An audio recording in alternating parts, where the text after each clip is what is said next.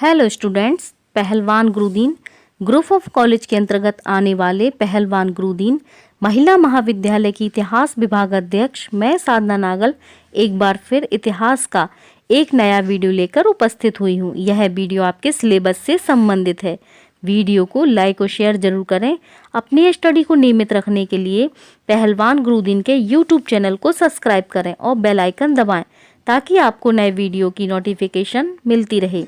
इस वीडियो में मैं आपको 19वीं शताब्दी के सामाजिक एवं धार्मिक सुधारों के बारे में बताऊंगी।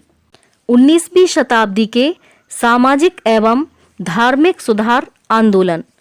मुगल साम्राज्य के पतन के पश्चात जो अराजकता फैली थी, उसी का लाभ उठाकर अंग्रेज अपना राज्य हिंदुस्तान में स्थापित करने में सफल हुए थे। मराठों में ना तो क्षमता थी और न दूरदर्शिता थी कि वे एक भारतीय साम्राज्य स्थापित कर सकते। इसका लाभ भी अंग्रेजों को मिला था। इस राजनीतिक अराजकता तथा विखंडन का प्रभाव भारतीय समाज पर भी पड़ा था और समाज धर्म में भी अनेक विकृतियां आ गई थीं। इस प्रकार 18वीं शताब्दी पतन का काल था, जिसमें भारत की राजनीति, समाज और धर्म का पतन हुआ था। अंग्रेजों के अत्याचारों तथा आर्थिक शोषण की नीति के कारण भारतीयों में विदेशी शासन के प्रति विरोध की भावना उत्पन्न हुई। ऐसे भी प्रबुद्ध भारतीय थे जो भारतीय समाज के दोषों से परिचित थे तथा वे पश्चिमी सभ्यता से भी प्रभावित थे। उनका विचार था कि इस स्थिति का सामना करने के लिए भारत का सामाजिक तथा धार्मिक पुनर्गठन आवश्यक था। वे चाहते थे कि भारतीय मध्यकालीन दृष्टिकोण को त्याग कर आधुनिक युग के विज्ञान तथा तर्क को स्वीकार करें। कुछ ऐसे भी सुधारक थे जो भारत की प्राचीन परंपराओं से प्रेरणा लेकर पुनर्निर्माण का कार्य करना चाहते थे। अतः 19वीं शताब्दी का सामाजिक तथा धार्मिक आंदोलन आधुनिकता तथा प्राचीनता दोनों ओर चला था। इस आंदोलन का मुख्य कारण पाश्चात्य विचारों का प्रभाव था। यह उल्लेखनीय है कि यह आंदोलन भारतीयों द्वारा चलाया गया था। इसका एक उद्देश्य यह भी था कि सामाजिक तथा धार्मिक जागृति द्वारा राष्ट्रीयता को ठोस आधार प्रदान किया जाए। पाश्चात्य शिक्षित वर्ग का यह विचार भी था कि राष्ट्रीय स्वतंत्रता के लिए पहले सामाजिक तथा वैचारिक स्वतंत्रता स्थापित की जाए। पुनर्जागरण के कारण।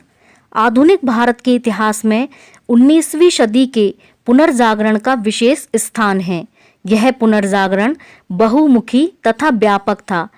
इस पुनर्जागरण ने भारत की जड़ता समाप्त की और वैचारिक सामाजिक गतिशीलता प्रदान की। अतीत के गौरव की भावना जागृत करके इस पुनर्जागरण ने भारतीयों में आत्मविश्वास की भावना उत्पन्न की और अंततः इससे राष्ट्रीय आंदोलन को प्रेरणा प्राप्त हुई। इस काल के सामाजिक तथा धार्मिक आंदोलनों को विद्वानों ने पुनर्जागरण का नाम दिया है। उनका मत है कि यह आंदोलन इतना व्यापक तथा गहन था कि इससे राष्ट्रीय जीवन का प्रत्येक पक्ष प्रभावित हुआ था। अतः इस आंदोलन को पुनर्जागरण कहना उपयुक्त होगा। इस पुनर्जागरण के कारण अग्रलिखित थे। पाश्चात्य शिक्षा तथा विचारों का प्रभाव। पाश्चात्य शिक्षा का भारतीय नवयुवकों पर गहरा प्रभाव पड़ा। अंधविश्वास तथा संकीर्णता के स्थान पर उनमें तर्कवाद तथा उदारवादी भावनाओं के प्रभाव में वृद्धि हुई। पाश्चात्य इतिहास तथा साहित्य का अध्ययन करने में उनमें राष्ट्रीयता तथा स्वतंत्रता की भावनाएं उत्पन्न हुई। उन्हें ज्ञात हुआ कि उनके देश में विदेशी शासन है और राष्ट्रीय विकास के लिए स्वतंत्रता आवश्यक है। उनका दृष्टिकोण वैज्ञानिक हुआ और उन्होंने उन दोषों का निवारण करने का निश्चय किया जिनके कारण उनका देश दुर्बल हुआ था। इस प्रकार पाश्चात्य शिक्षा ने उनका दृष्टिकोण ही बदल दिया।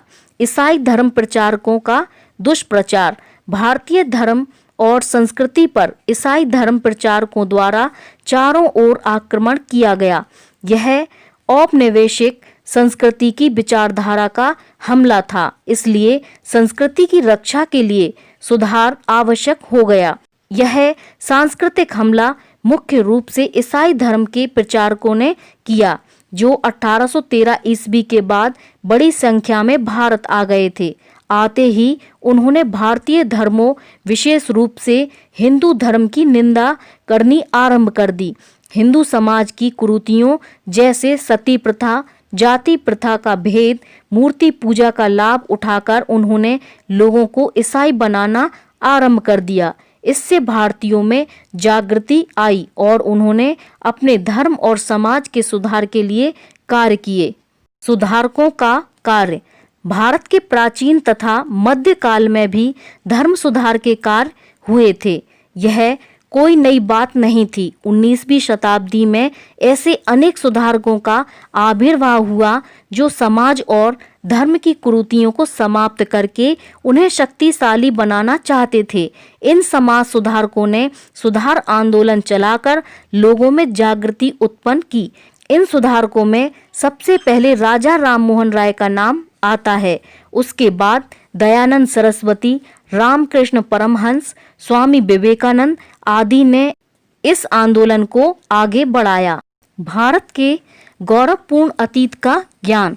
पाश्चात्य शिक्षा ने भारतीयों को अपने अतीत को समझने का अवसर प्रदान किया। अतीत के गौरवमय इतिहास ने नव शिक्षा प्राप्त युवकों में आत्मविश्वास जागृत किया और उनको ज्ञान हुआ कि उनकी सभ्यता और संस्कृति किसी भी अर्थ में पाश्चात्य सभ्यता से हे नहीं है। अतः इस गौरव की भावना ने धर्म तथा समाज सुधार की प्रेरणा दी। नए मध्यम वर्ग का उत्थान। इस काल में अंग्रेजों की प्रशासनिक तथा आर्थिक नीतियों के कारण मध्यम वर्ग का उत्थान हुआ। इस वर्ग ने परंपरागत सामाजिक संगठन तथा धार्मिक विचारों को चुनौती दी। इस वर्ग में सामाजिक गतिशीलता तथा प्रगतिशीलता थी। इस नए वर्ग में सभी जातियों के लोग सम्मिलित थे, जिससे जातीय भेदभाव में कमी हुई और उन्होंने जातीय प्रतिबंधों के विरुद्ध आवाज उठानी शुरू की। यह नया वर्ग सामाजिक जीवन में अंग्रेजों की नकल करता था, अतः वे अपना सामाजिक जीवन भी उन्हीं के अनुकरण पर ढालना चाहते थे। उनकी यह आकांक्षा ही समाज सुधार का कारण बन गई। वे जिन सुधारों को चाहते थे उनमें स्त्री शिक्षा का प्रचार, पर्दा प्रथा की समाप्ति, विधवाओं का पुनर्विवाह सम्मिलित थे। राजा राममोहन राय का सुधारवादी आंदोलन मूलतः मध्यम वर्गीय आंदोलन था। बाद में बंकिम चंद्र और ईश्वर चंद्र विद्यासागर ने इसे आगे बढ़ाया। सामाजिक गतिशीलता। सामाजिक सुधार आंदोलन का कारण सामाजिक गतिशीलता भी थी। अंग्रेजों की प्रशासनिक तथा आर्थिक नीतियों के कारण समाज के स्वरूप में परिवर्तन कर दिया। कृषकों, शिल्पियों आदि को नवीन व्यवसाय खोजने के लिए बाध्य होना पड़ा। राजा तथा सामंत लोग अब अंग्रेजों पर पूर्ण रूप से निर्भर हो गए थे। नवीन नगरों तथा संचार साधनों के विकास से भी सामाजिक गतिशीलता उत्पन्न हुई। ग्रामीण क्षेत्रों के लोग बड़ी संख्या में नगरों में आकर बस गए। इस सामाजिक परिवर्तन के कारण सामाजिक सुधारों की मांग होने लगी। अंग्रेजी सरकार का दृष्टिकोण। अंग्रेजी सरकार सुधारकों को प्रोत्साहन देती थी। इस प्रकार की नीति अपनाने में सरकार का उद्देश्य भारतीय सामाजिक संगठन को आघात पहुंचाना हो गया। प्रारंभ में अधिकांश सुधारक ईसाई धर्म प्रचार से प्रभावित रहे। अंग्रेजी सरकार के सुधारवादी दृष्टिकोण से भारतीय समाज में विवाद तथा मतभेद उत्पन्न होते थे। अंग्रेजी सरकार प्रायः अपनी प्रतिष्ठा तथा जातीय उच्चता का प्रदर्शन करने के लिए सुधार कार्य करती थी। इस प्रकार सुधारवादियों को सरकार भी कभी कभी समर्थन देकर सुधार कार्य को आगे बढ़ाती थी। विचारों के आदान प्रदान की सुविधा। संचार साधनों, रेल मार्गों के निर्माण तथा समाचार पत्रों के प्रकाशन से भारतीयों को आवागमन तथा विचारों के आदान प्रदान की सुविधा प्राप्त हुई। इससे भारतीयों में विचार विमर्श होने लगा, जिससे समाज सुधार की मांग होने लगी। विभिन्न सुधारकों को देश के विभिन्न भागों में जाकर अपने विचार रखने का अवसर प्राप्त हुआ। वे समाचार पत्रों द्वारा अपने विचारों का प्रचार कर सकते थे। इससे समाज सुधार आंदोलन चलना संभव हो सका। उन्होंने राष्ट्रवादी विचारों का प्रचार किया। अंग्रेज शासकों के दुर्व्यवहार, शोषण तथा क्रूरता की घटनाओं का प्रकाशन भी समाचार पत्रों द्वारा होता था। इन कारणों से सुधार की मांग तीव्र होती गई। राष्ट्रीय चेतना सामाजिक तथा धार्मिक सुधार आंदोलन का एक प्रमुख कारण बन गई।